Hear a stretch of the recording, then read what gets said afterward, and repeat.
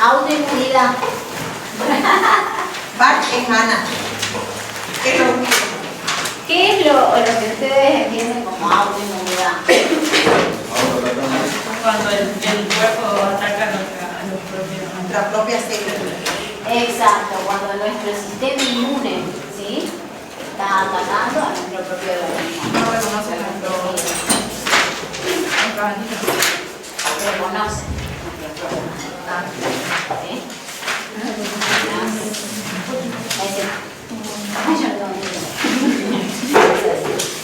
Bueno, ustedes fíjense que el título yo se los puse como tolerancia y autoinmunidad. ¿Qué era la tolerancia? ¿Recuerdan algo? ¿O bien piensan que es la tolerancia? No puedo leer porque está Autoinmunidad.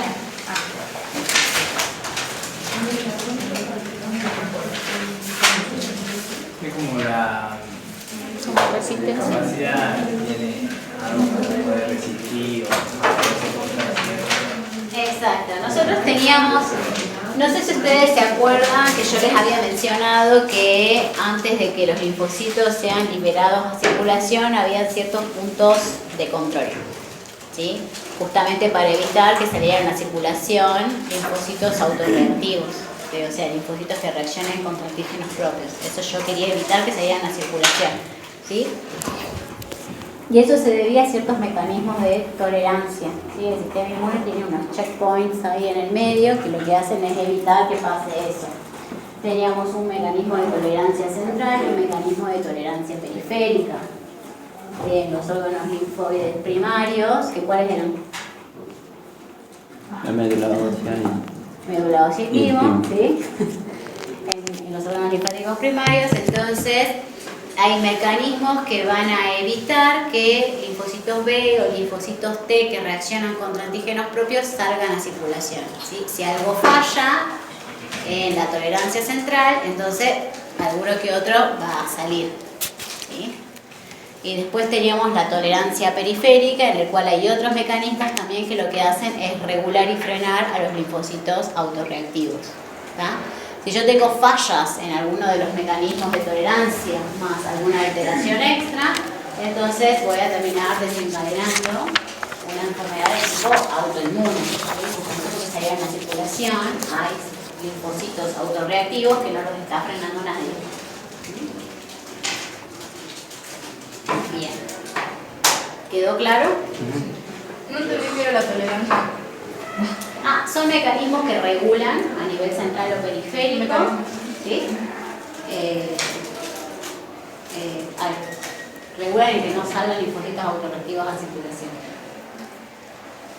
Bien. O sea, si esa tolerancia falla, ¿se puede dar la inmunodeficiencia y eso? No, la autoinmunidad. La inmunodeficiencia es otra cosa. ¿Qué es la inmunodeficiencia?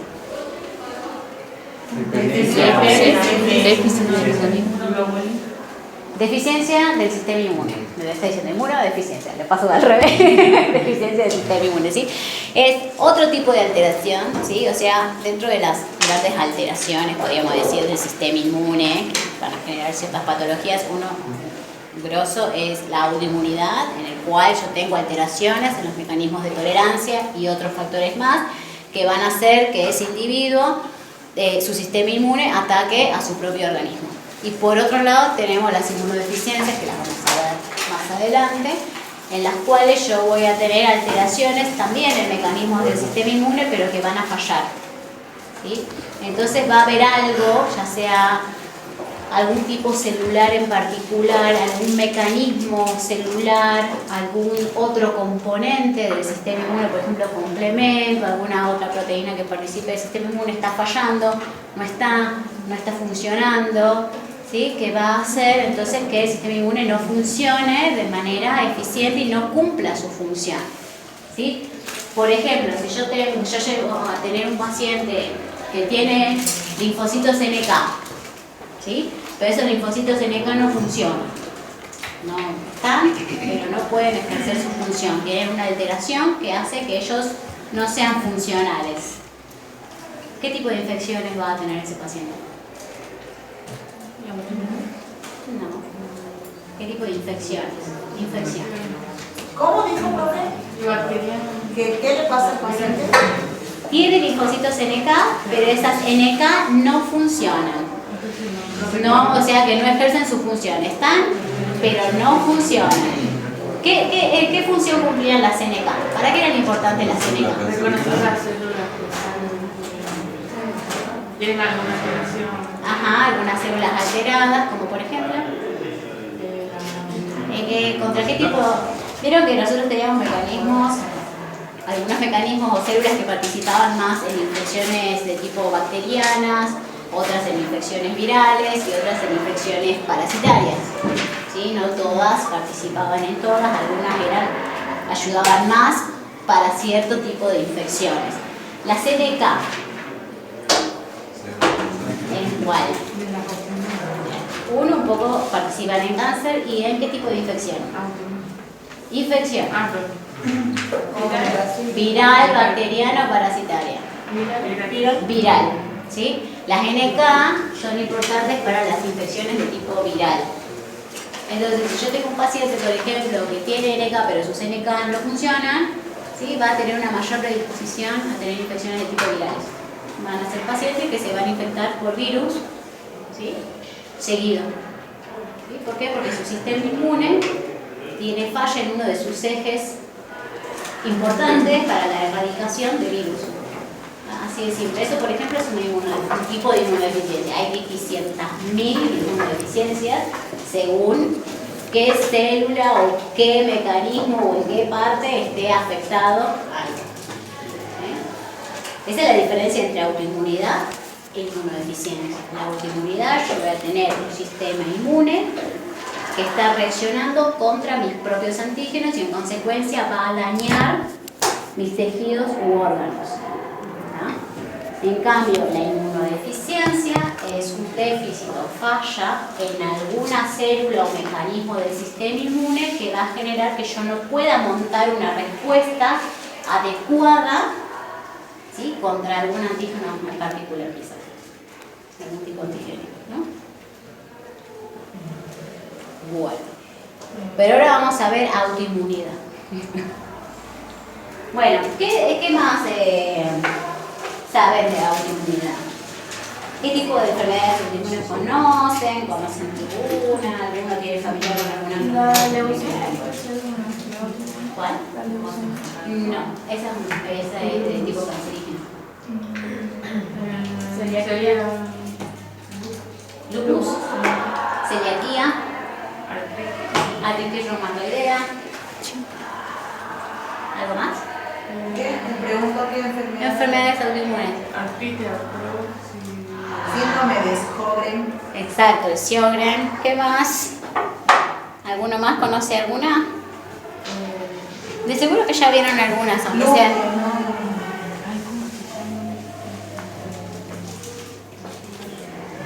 ¿La diabetes puede ser? Sí, diabetes de. Sí. Sí, síndrome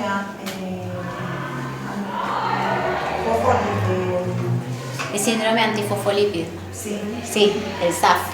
Bien, bien, bien, bien. Y hay otras que ya les van a ir sonando y les van a hacer les va a sonar. Claro, que si te da la enfermedad, ponerse. Que no es lupus. Claro, El La cirrosis. cuando el páncreas Es la una definir,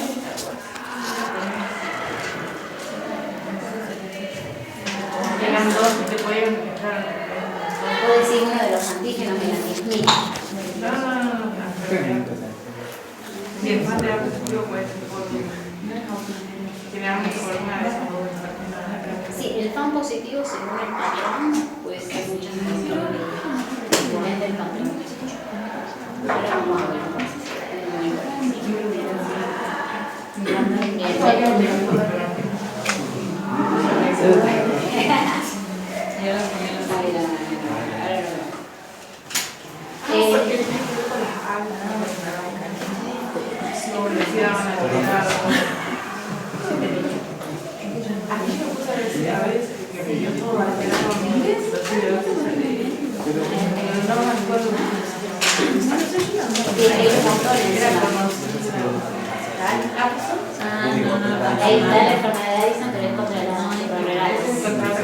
¿Y eso es también autoinmune. Sí. ¿Es agravio? No, porque he visto Sí, Alison es autoinmune. Una cosa que tenemos que tener en cuenta, chicos, con respecto a las enfermedades autoinmunes, ¿sí? Es que afecta principalmente a las mujeres. Esa. ¿Mm? Las enfermedades autoinmunes en general afectan mayoritariamente a las mujeres. Así que, ¿El vitíligo también sería autoinmune o es nervioso? no, también. Entonces la psoriasis también. ¿O no? Psoriasis. Ay, psoriasis no me acuerdo. ¿Qué es Ay, psoriasis me mataste. Sí, es una afección cutánea, pero no me lo acuerdo bien. Sinceramente. A ver si lo tengo acá.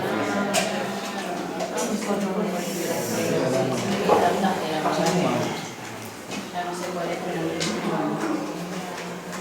bueno.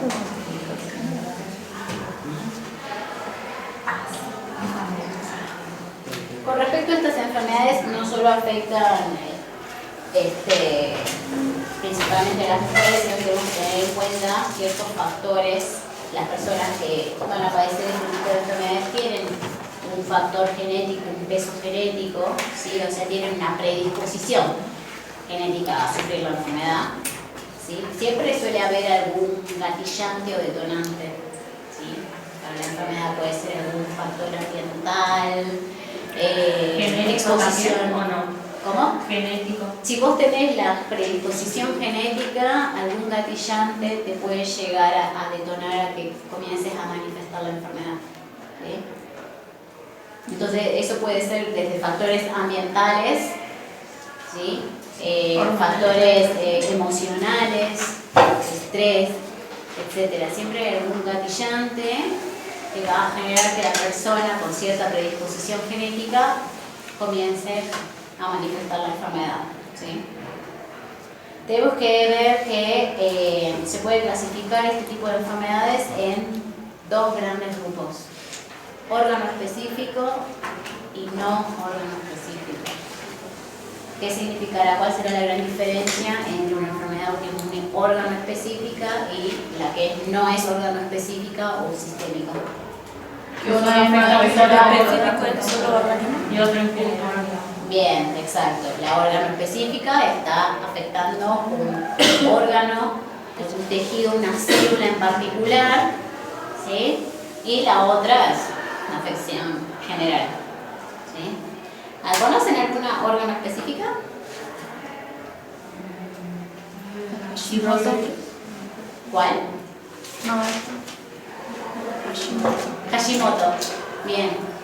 ¿Quién da más? Addison.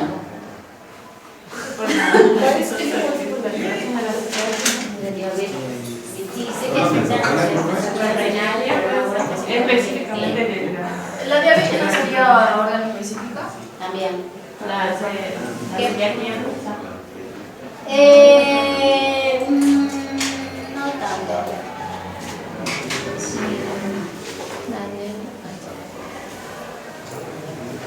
Bueno, Hashimoto, Graves, si vos estás Hashimoto, estaba Graves, ¿sí? Anemia hemolítica autoinmune. Sí. Bueno, hay varias.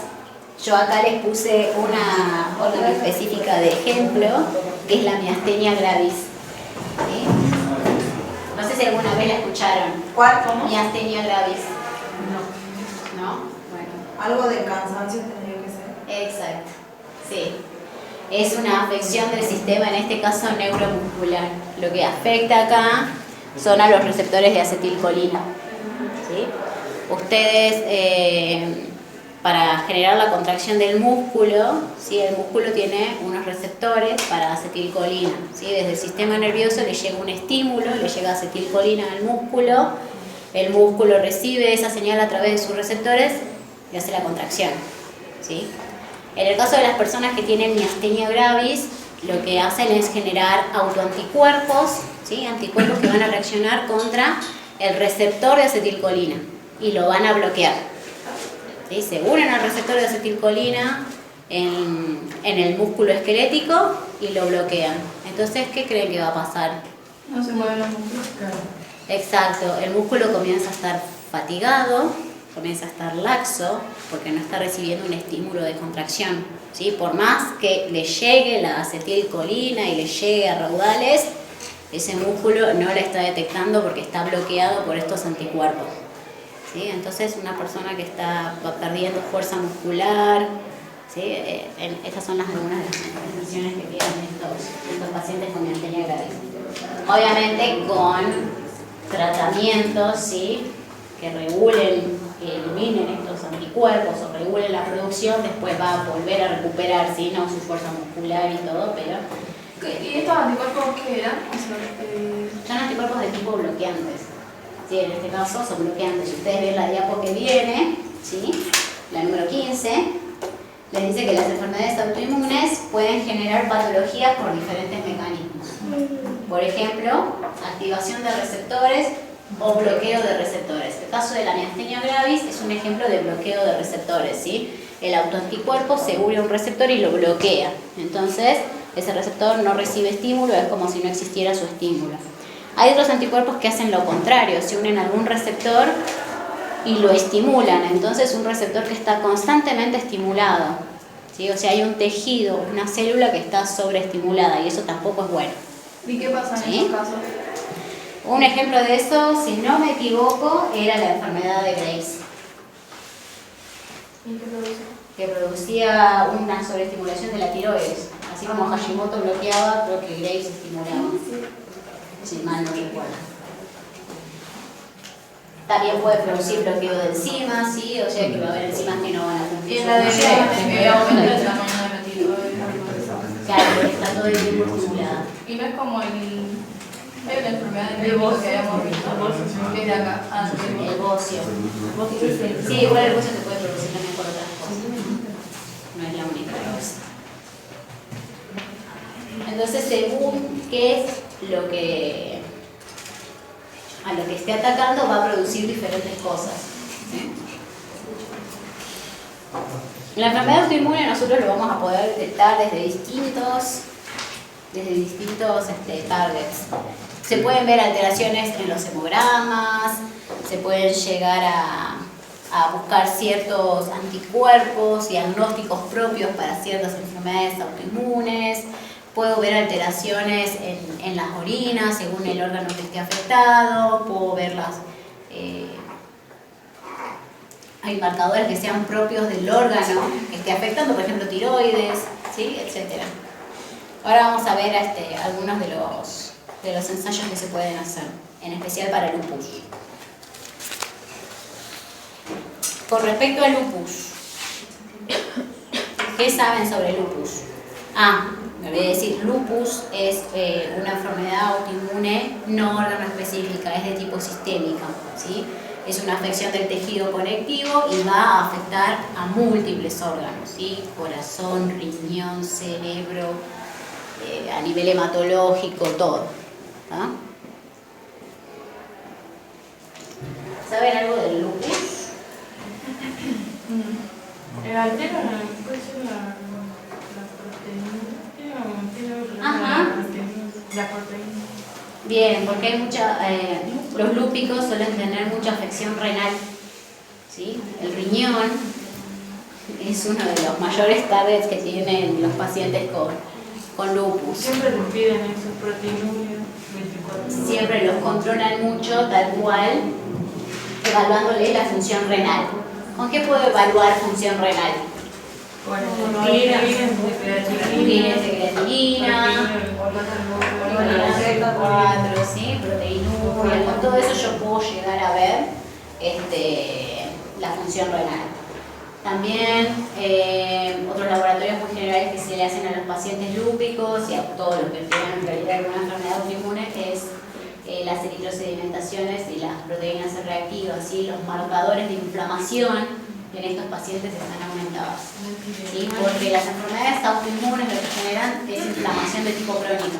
y el paciente está todo el tiempo con un proceso de inflamación. Está hinchado. Y en la cara se empiezan a tener más.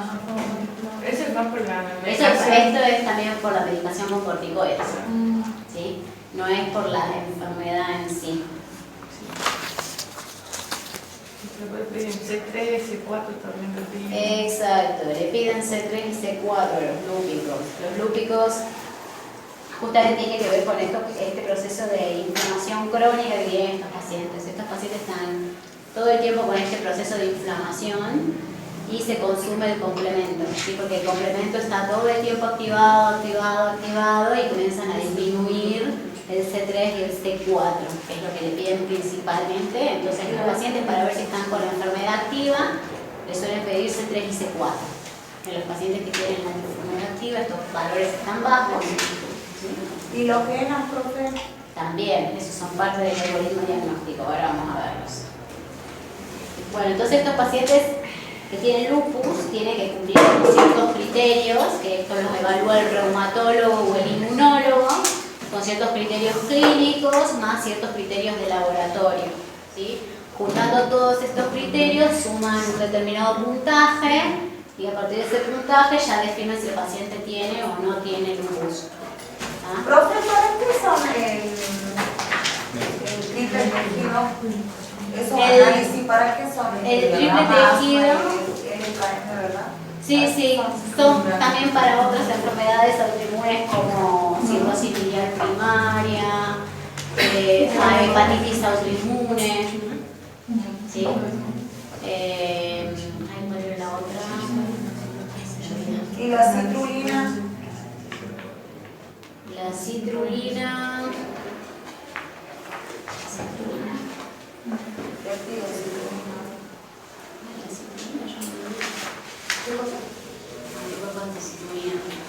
¿Para qué?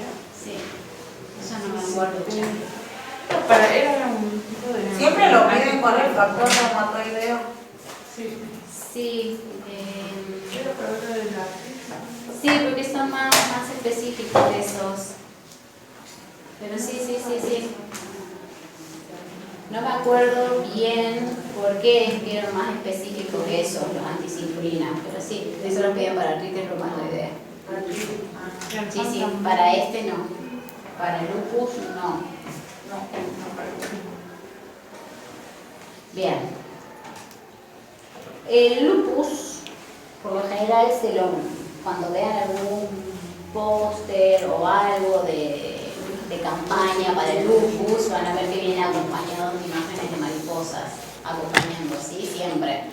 Porque tiene que ver con esta manifestación cutánea que tienen los pacientes, ¿sí? Por exposición a la luz, a los rayos UV del sol, ¿sí? Son pacientes que tienen que cuidar del sol aparte si no hacen estos tipos de rash, ¿sí? Se les inflama esta parte, se les pone toda rojiza, esta parte de las mejillas y sobre el puente de la nariz, entonces de ahí viene como que simula una mariposa, ¿sí? De ahí la imagen de la mariposa en el lupus. ¿Sí? ¿Y cómo surge el lupus, profe? O sea, ¿de dónde también un factor genético? Sí, hay un factor genético predisponente. ¿Y qué te puede...? Y entonces esto es una enfermedad de tipo sistémica, por eso es que te va a afectar. ¿Y cómo? O sea, ¿cuál sería, por ejemplo, una situación ambiental que te pueda...? Puede ser desde estrés, algo emocional, no sé, se te murió un familiar muy cercano, se gatilló y comenzaste a sentirte mal, comenzaste a manifestar algunas cosas, por ahí al principio no lo sentís, hasta que ya comenzás a tener, no sé, anemia, trombocitopenia, comenzaste a tener problemas renales, ¿sí? En un laboratorio general te da aumenta la creatinina, ya te comienzan a ver, comenzaste a tener alguna manifestación cutánea, si comenzás a tener manchas en la piel, no sabes qué es.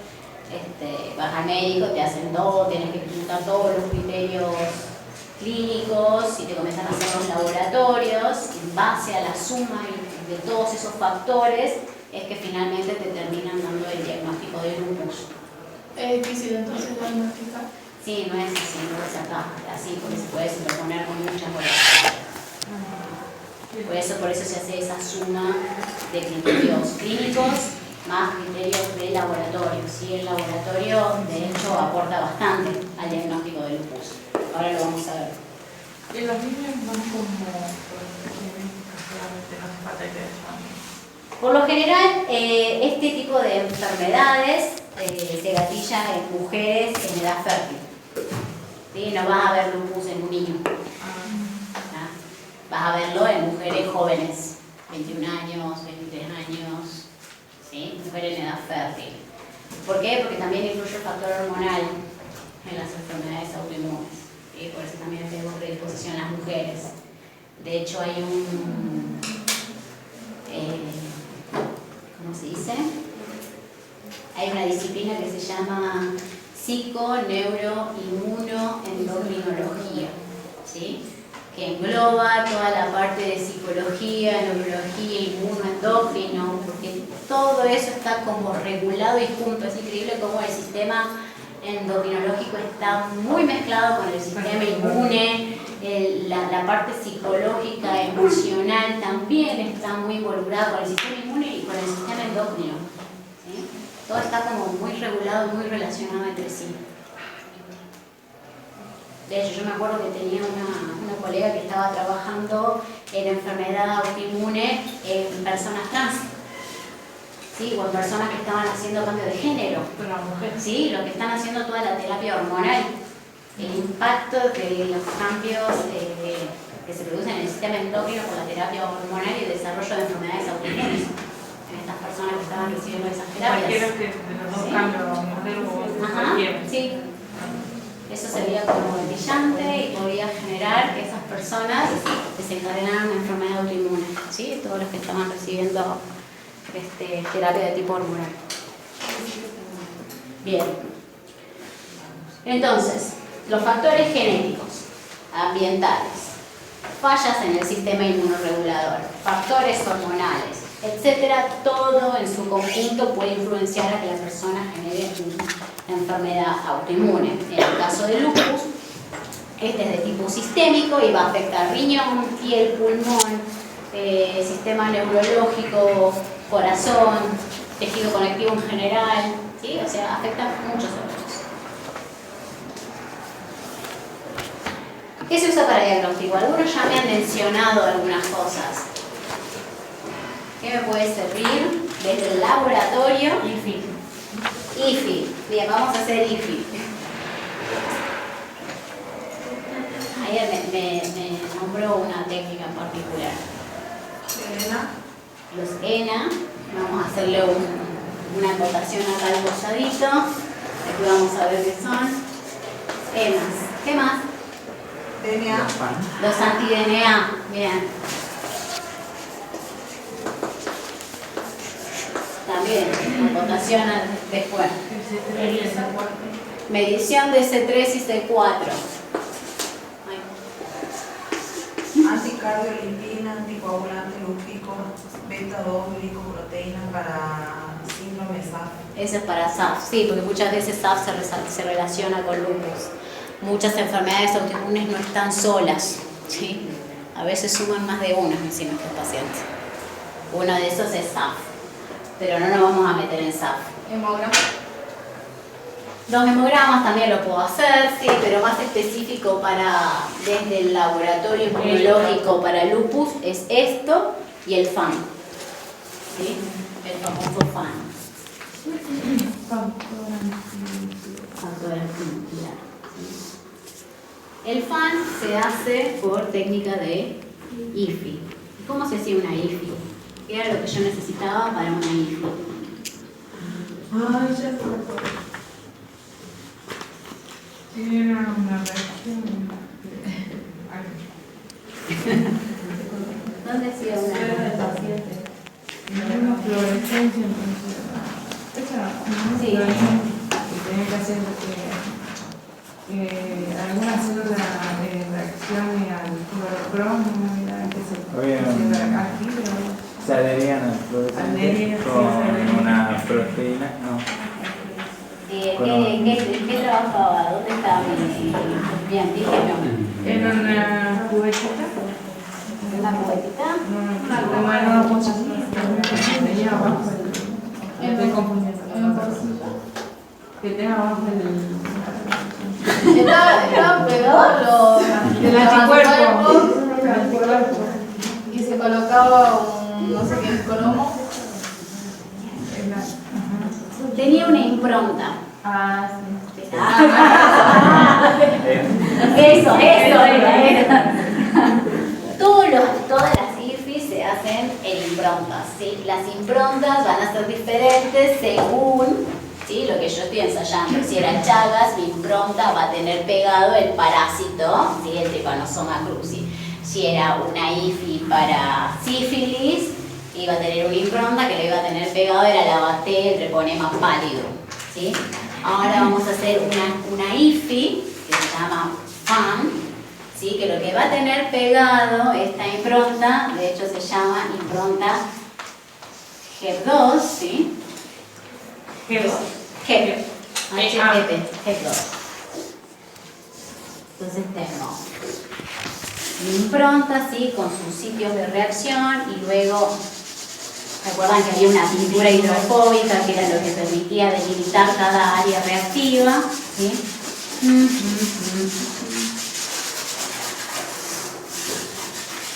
Bien, perfecto. ¿Qué será el GEP2? Las GEP2 son células de carcinoma laríngeo, ¿sí?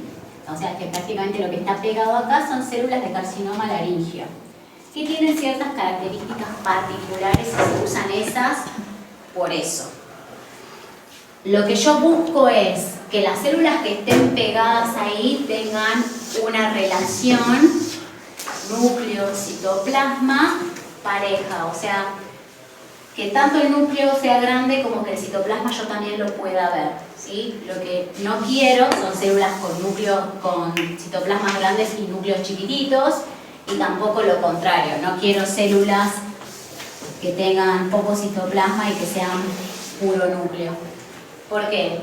Porque en las improntas de GEP2 a mí me va a importar ver tanto estructuras en el núcleo como estructuras en el citoplasma, ¿sí? Y según lo que yo vea en la GEP2, a mí me va a orientar, ¿sí?, a pensar que tal paciente tiene anticuerpos contra tal cosa, ¿sí? Y el saber eso a mí me orienta a saber qué patología autoinmune puede llegar a tener el paciente. Muchas veces el FAN se usa como una técnica, podríamos decir, como de screening o de paneo en general, como para hacerle una idea de contra qué antígeno puede tener anticuerpos el paciente. No entiendo, o sea, el GEP2 va a ser como seleccionar las que tengan esa... Las GEP2 son células así, que buscan son estas características así, son células de carcinoma laríngeo que van a tener justamente esta característica. El núcleo es grande y el citoplasma es grande, ¿sí?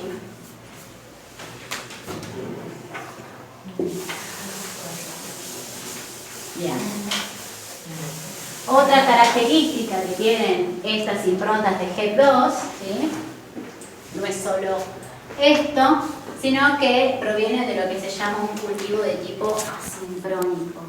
O sea que son células que no están todas sincronizadas en su crecimiento, no es que están todas en una fase, están todas juntas, pasan a, qué sé yo, profase, telofase, ¿sí?, sino que algunas están en una fase del ciclo celular, hay otras que están en otras fases del ciclo celular, hay otras que están en otras fases, ¿sí? Entonces yo voy a poder visualizar estas células en varios estadios del ciclo. ¿Se acuerdan medianamente el ciclo celular? Bien. ¿Son asincrónicos entonces? Es un cultivo asincrónico, sí. Bueno, eso está acá. Entonces de ahí viene un poco la imagen.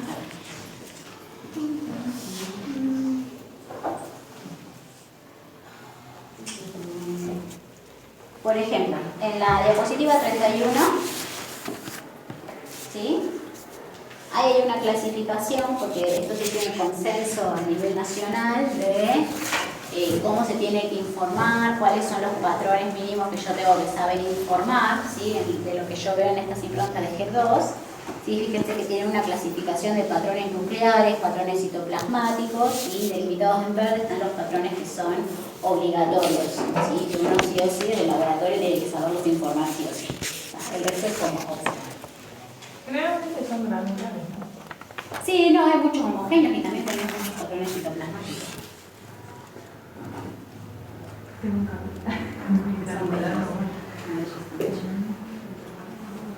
Entonces ahí, por ejemplo, en la diapo 33 tienen una imagen, un ejemplo de un patrón. ¿Sí? Hay muchísimos patrones, pero este es uno. Ahí ven un patrón en ANA, AFAN, un sinónimo que tiene FAN que lo pueden llegar a encontrar es ANA, anticuerpos antinucleares.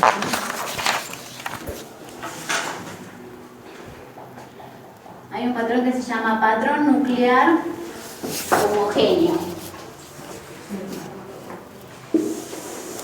¿Qué les parece que va a colorear? Ya les dice que es nuclear, entonces ¿qué va a colorear? Es un núcleo, ¿sí? Es homogéneo. No sé cómo va a ser. Homogéneo. Entonces fíjense cómo se ve bien bonito que lo que está ahí en fluorescente, o sea en este verde manzana bien saltón, son los núcleos, ¿sí? Son los núcleos de estas células HEP2 que están pegadas, ¿sí? en esta célula. El núcleo es amarillito. Es todo lo verde, todo lo que se ve luminoso es material, es ADN, podríamos decir.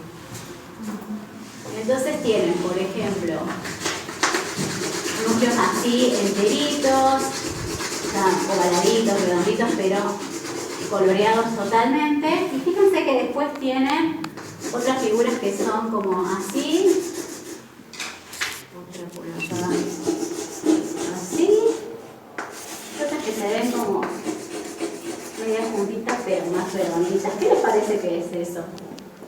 Doble núcleo. Que ya está en alguna fase que se está dividiendo. Ajá, son células que están en metafase o en anafase, ¿sí? Esto es una metafase y estas son anafases, ¿sí? Fíjense cómo se ve de Por eso el bonito. color uno un poco más amarillito. Exacto. Y a eso me refería yo con el cultivo asincrónico. Fíjense cómo veo que hay células en diferentes estadios del ciclo celular, ¿sí? Evidentemente, este patrón, ¿sí? Tiene anticuerpos que tiene que estar dirigido contra algo que tenga ADN, ¿sí? Este patrón en realidad se condice mucho con anticuerpos anti-DNA, ¿sí? Y también con anticuerpos antihistonas. ¿Alguien le suena qué son las histonas? Proteínas. Sí, son proteínas que, ¿por qué están corriendo ahí? Porque se encuentran. No me acuerdo. Ajá. O sea, en una de las fases permitían que se separe. Ah, bien.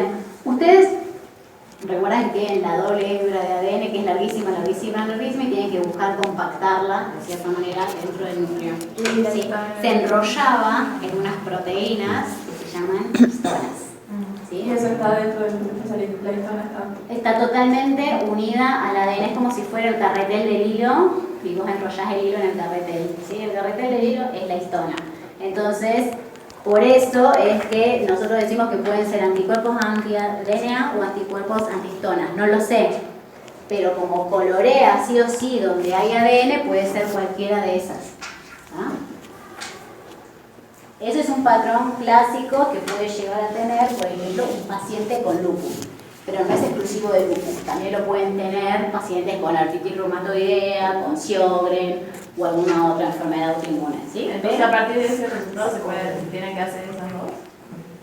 Claro, yo después le puedo buscar específicamente. Puedo ver si los anticuerpos son anti-DNA, si son antihistonas, ¿sí? Esos ya forman a ser parte de los genes también. ¿Y las histonas ya serían para la artritis? No, también son para el lupus. Tienen que ver un poco con la actividad y la severidad del lupus. Sí. Y después ahí con análisis tipo de depende de ese resultado pueden saber si hace tipo factor reumatoideo o eso ¿cómo se ve? Claro, vos haces, como yo les dije, el FAN a mí me puede dar una idea como general. Yo veo un patrón que está asociado a cierta enfermedad autoinmune, ¿sí? ¿Contra qué antígeno en particular está dirigido? Eso lo hago después, ¿sí? junto con otras cosas que ahora vamos a ver, en especial enfocándonos en lupus, ¿no? Fíjense que en la siguiente diapo les pongo otro patrón que se llama nuclear moteado, ¿sí? Moteado hoy día se dice granular también, grueso, y hay otro que es fino, ¿sí? Fíjense cómo se ve de bonito y la diferencia que tiene con el anterior, ¿sí? Ahí se ve bien todas las motas o gránulos, ya no se ve una cosa homogénea, ¿sí?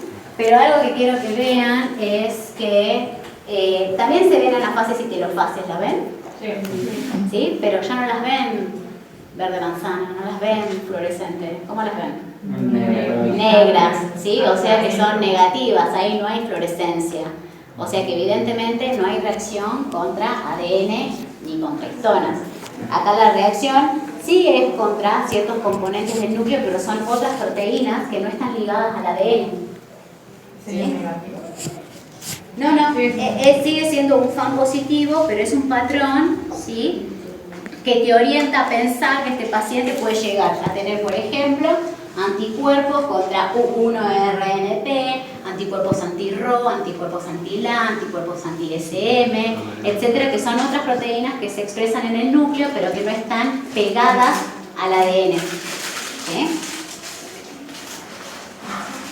Bien, entonces para saber eso es que después existe otra técnica que lo que hace es determinarme contra qué antígeno está dirigido ese anticuerpo y se llama ENAS, que son los antígenos extraíbles.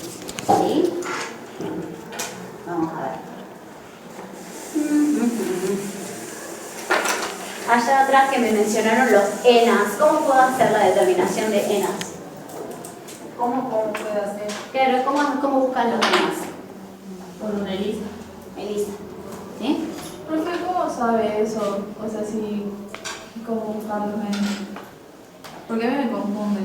¿Para cuándo vas a buscar los ELISA? Vos hiciste, se suele hacer al principio el FAN, ¿sí?, que según el patrón que te dé, a vos te orienta a pensar contra qué antígeno puede estar dirigido. Aparte el patrón te orienta también a pensar qué tipo de enfermedad autoinmune puede llegar a ser. Porque hay una relación entre el patrón y ciertas enfermedades autoinmunes, y hay relación entre el patrón y ciertos antígenos. Entonces en ¿Sí? el ELISA lo terminas de saber. Exacto, vos haces una ELISA en el cual ahora enfrentás el suelo del paciente a una gran variedad de antígenos contra los cuales vos sospechás que puede llegar a tener, y parte de esa sospecha la obtenés a partir del FAN, según lo que vos viste, ya orientás un poco tu sospecha, si no el panel de antígenos va a ser mucho, ¿sabes? Bien. O el médico también te lo pide según cuál es la sospecha de enfermedad autoinmune. Hay ENAS que están asociados a determinada enfermedad autoinmune, ¿sí?, que son como diagnósticos. Entonces, muy bien, yo puedo hacer los ENAS por técnicas de ELISA. Simplemente en un pocillo va a estar el antígeno que a mí me interese estudiar, ¿sí? No me importa que se acuerden los nombres, por eso no se los estoy diciendo, porque son muchos, ¿sí? Van a encontrar el antígeno que les interese estudiar y lo hacen como cualquier otro ELISA indirecto, nada más. Y después hay otra técnica para determinar ENAS que es un poco más cara, por eso no la tienen en muchos lugares, que se llama LIA, ¿sí? O sea que yo puedo hacer los ENAS por la técnica de LIA o, por ejemplo, el ELISA. También hoy día tiene que haber algún automatizado para esto. El LIA es un ensayo inmunolineal que lo que tiene es una tirita de acetato, ¿sí? Esto ya viene así, es una tirita en la cual ya el fabricante me va a pegar diferentes antígenos. Es muy simple y sigue la misma lógica de todo lo que venimos viendo hasta ahora. Me va a pegar algún antígeno por aquí, algún otro antígeno por aquí, otro antígeno diferente por aquí. ¿Es el más caro de esos? Es más caro, sí.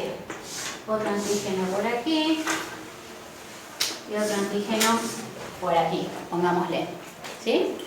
Yo esto no lo veo ¿sí? Esto para mí es una tirita blanca en la cual yo no veo nada. Nada más sé cuál es la parte superior, cuál es la inferior, qué es arriba y qué es abajo, es lo único que sé de estas tiritas, ¿sí? Y yo no veo nada. Lo que se hace es incubarla con el suero del paciente, es como cualquier otro inmunoensayo. La incubo con el suero del paciente un determinado tiempo, la tengo que lavar. ¿Qué le tendré que agregar después? Un anticuerpo secundario. Un anticuerpo secundario conjugado, ¿sí? Que es el que me va a aportar el marcaje de color, y eso va a hacer que yo eventualmente después termine viendo, según dónde se pegue el anticuerpo del paciente, pongámosle que tiene anticuerpos contra este antígeno en particular, nada más, contra ningún otro, ¿sí? Entonces después cuando yo lo revele, voy a ver una raya. ¿Sí? Nada más, una raya de color en esta tira que antes no tenía absolutamente nada, ¿sí? El fabricante me da una tira donde me indica qué hay en cada zona, ¿sí? Entonces él me dice, acá había, no sé, antígeno Rho, acá había LA, acá había SM, acá había RNP, Como de acá referencia. había COL. la tira reactiva de la orina. Que tiene- Claro, pero sino que no tiene esa pepita, no la tiene, ¿sí? ¿Y qué significa cada uno de esos Anticuerpos. Rola, SM? Son antígenos que están asociados a diferentes enfermedades autoinmunes. Roila lo pueden tener, por ejemplo, los pacientes con lupus. El anti-Smith, el SM lo tienen los pacientes con lupus, ¿sí? El JO era para... Ay, ¿cómo se me acuerda el nombre de la...? No era lupus, era para otro. Ay, ya me va a salir. Hay diferentes antígenos que son para diferentes enfermedades autoinmunes, como indicadores de diferentes enfermedades autoinmunes. Sí. El rock rara ese para que lo que también puede separarlo de eso, ¿no? ¿Qué, cómo? El rock rara tiene que ver con el tipo de cartil también. Para eso, sí, para esto no. Entonces yo después comparando esta tirita donde yo veo el color, entonces ya puedo saber qué antígeno es. Ventajas y desventajas. Es más caro, ¿sí? Pero el ELISA, por ejemplo, yo tengo que hacer un pocillo para el RO, un pocillo para el LA, un pocillo para el SM, un pocillo para el RNP, o sea que tengo que hacer 500.000 ELISA, ¿sí? Para evaluar varios antígenos en simultáneo. Este me hace todos en una tirada, ¿no? Así que eso lo hace mucho más práctico, pero más caro. Y también depende qué es lo que uno quiera hacer con esa información extra. O sea, la informe médico, no sé, no me la pidió, ¿qué hago? Bien.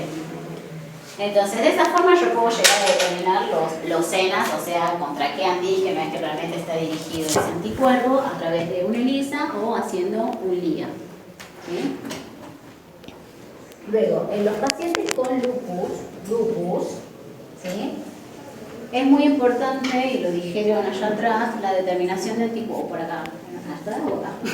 Los anticuerpos anti-DNA, ¿sí? Los pacientes con lupus suelen tener anticuerpos anti-DNA y son muy importantes para el seguimiento del paciente. Así como mencionamos antes que el complemento a mí me servía para saber si la patología está en un estado activo o no, ¿sí? Los anticuerpos anti-DNA también. Ahí van a ver que tienen una diapo que habla sobre Cryptidia lucidiae. Sí. Anticuerpos anti-DNA con Cryptidia lucidiae. ¿Ven? Diapo 36. Bien. Fíjense que es una IFI. No es otra cosa más que otra IFI, ¿sí? Así que se hace como cualquier otra IFI. Y les dice que la Cryptidia es un parásito flagelado de la familia del Trypanosoma, ¿sí? Que presenta como característico una gran mitocondria o kinetoplasto. Lo que tienen estos parásitos, ¿sí? Que se ven así bien bonitos, como si fueran un globito, tienen un núcleo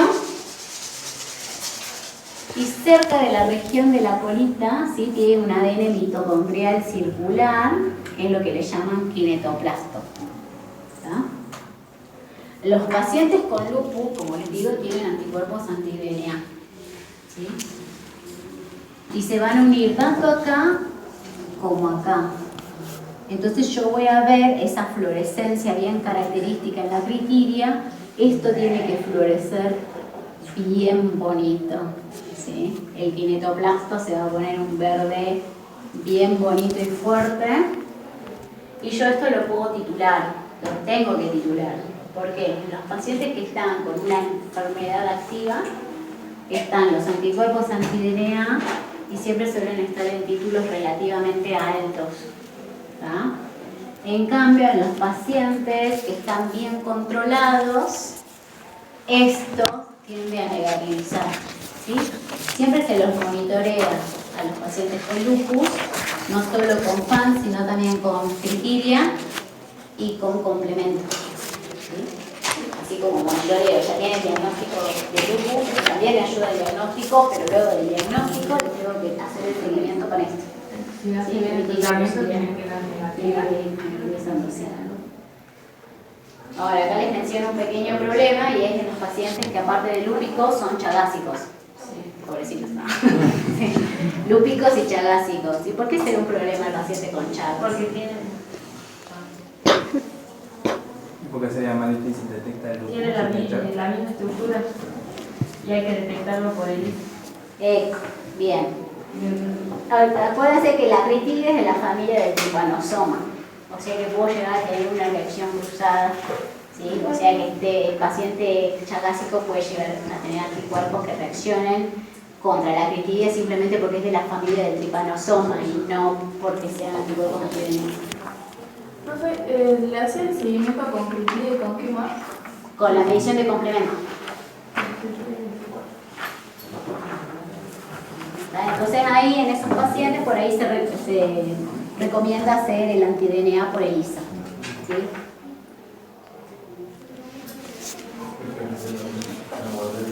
Bien. ¿Cómo medirían ustedes complemento?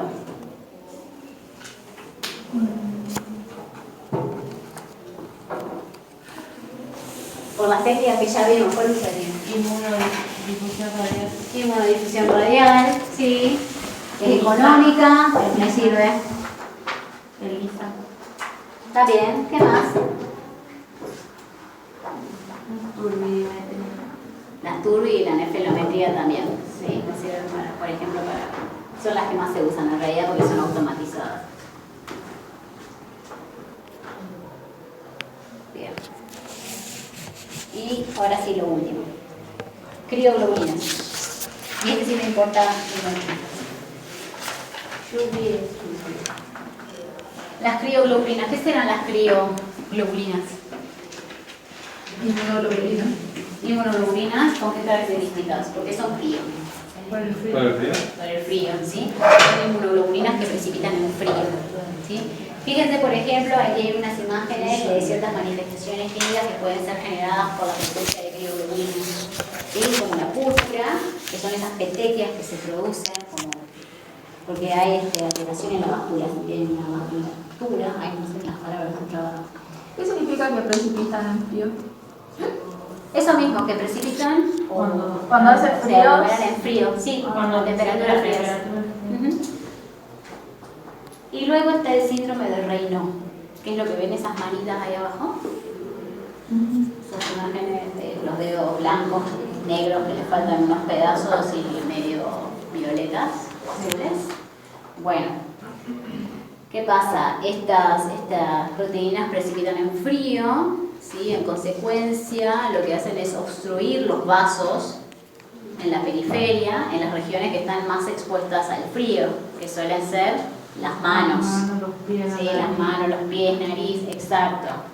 ¿Sí? Entonces es muy característico en las personas que tienen esto ver las manifestaciones estas en las manos, ¿sí? Comienza a alterarse la vascularización periférica y entonces comienzan a tener los dedos de color azul, ¿sí? Después ya comienzan a tornarse como se ven ahí, más morados, blancos. Y esos negros porque ya están necrosados. Necrosados, exacto. O sea que ya los tienen que cortar. Sí, de hecho hay uno que ya se le cayeron un pedazo. A veces le pasa mucho a las personas que hacen que van tipo al monte. Claro, pero eso es Eso otro ya tipo por de el por frío. el frío, no por esto. De clima. Exacto, sí. Es la misma reacción, digamos. Exacto, pero esto es causado por inmunoglobulinas que por el- precipitan el frío. Exacto. Hay distintos tipos de crioglobulinas, ¿sí? Yo se las doy en lupus, pero no significa que las crioglobulinas estén presentes solo en pacientes lúpicos. Puede estar presente en pacientes que tienen hepatitis C, en pacientes que tienen macroglobulinemia de Waldenström, en pacientes que tienen enfermedades autoinmunes, etc. Pero ¿por qué se las doy? Porque me importa la forma de toma de muestra de las crioglobulinas. Hay que tener en consideración que la forma mejor de tomar estas muestras, que no significa que en todos lados se respete que se haga así, es tomarlas a 37 grados. ¿Sí? Tanto la jeringa como el tubo en el cual yo voy a tomar la muestra tiene que estar precalentado a 37 grados. ¿Sí? Yo voy a usar un tubo seco porque voy a trabajar con el suero. Entonces yo tengo mi jeringuita que está a 37, voy, le saco la muestra al paciente y rapidito me voy a dejarla en el tubo seco que también está a 37 grados. ¿Sí? La dejo ahí que exude el suero, que se forme el coágulo, retraiga el coágulo, o lo mantengo en baño María, una Esa estufa es o la baño entera María. que se saca para la crioglobulina. Para las críos, sí. Las críos hay que mantener, la toma de muestra tiene que ser a 37. ¿Sí? Una vez que ya retrajo el coágulo, entonces lo voy a centrifugar y voy a separar el suero en otros tubos que, como ven ahí, están... Ay, hoy tampoco me salió la palabra. Están graduados, ¿sí? Son tubos graduados y los llevo a la heladera. ¿Por qué será importante mantener la temperatura de 37 grados durante todo el proceso? Para que no se coagule antes. No. Para que no se precipite la crioglobulina. Como se estaría entasando. Exacto, para que no se precipiten las crioglobulinas. ¿Sí? Hay crioglobulinas que son de precipitación rápida y crioglobulinas que son de precipitación lenta. Yo las que no me quiero perder son las de precipitación rápida. ¿Sí? Si yo tomé la muestra y no sé, así me lo olvidé abajo del aire acondicionado, ahí la mantuve en frío, no me preocupé y por ahí algunas críos voy a perder. Comienzan a precipitar y se me fueron en el coágulo. Las voy a perder, no me van a quedar en el suero. ¿Sí? Por eso es que yo busco tener todo a 37, la jeringa a 37, el tubo a 37 para mantenerlas solubles, ¿sí? Hasta el momento que yo las separo en estos tubos graduados y ahí sí, ya una vez separadas, fraccionado el suero, me lo llevo a la heladera. ¿Y por qué tienen que estar fraccionadas? Porque las querés medir después. Después querés ver porque va a comenzar a precipitar si es que las tiene, ¿sí? Y en estos tubos graduados vas a poder medir cuánto precipitó. ¿Sí? Eso se le llama criocrito, en cantidad de precipitado. Se pasa a tubos graduados y esos tubos graduados se llevan a la heladera. Se llevan hasta 7 días en heladera, justamente por el tema de las crío de precipitación rápida y las de precipitación lenta. Le doy hasta 7 días a las de precipitación lenta para que precipiten. ¿Sí? Entonces las voy viendo, voy chequeando todos los días en la heladera a ver qué onda y listo. Ese tipo de crioglobulinas pueden ser de isotipo IgG, IgA, IgM, pueden ser mixta, puede ser monoclonal, etcétera. Eso yo lo puedo determinar por inmunofijación. ¿Se acuerdan que vimos inmunofijación? Sí. ¿Sí? Tiempo atrás, cuando vimos las técnicas de precipitación en medio gelosado, con no las pasivas, sino las que son de tipo forzadas, ahí vimos inmunofijación. ¿Está? Bueno, acá yo con las crío puedo hacer inmunofijación para clasificar qué tipo de crío es. ¿Está? igual no se preocupen porque eso no se lo voy a tomar, pero la van a ver ahí que está puesto en el texto, que yo puedo hacer inmunización para clasificar a la crioglobulina. ¿Sí? Pero bueno, eso es lo que más me importaba del día de hoy. Un poco sobre la noción de tolerancia y de autoinmunidad y los estudios que se hacen para lúpulos, desde FAN, Lidia, que se hacen por IFI, importante la medición del complemento, los ENA y las FRIO. ¿Cuál era la pared? ¿ENA qué significa? Antígenos extraíbles. Extractos nucleares. Extraíbles. Antígenos nucleares extraíbles. Y digo, yo hoy no traje las planillas de advertencias porque vine solo con mi celular, no traje la computadora. Así que bueno.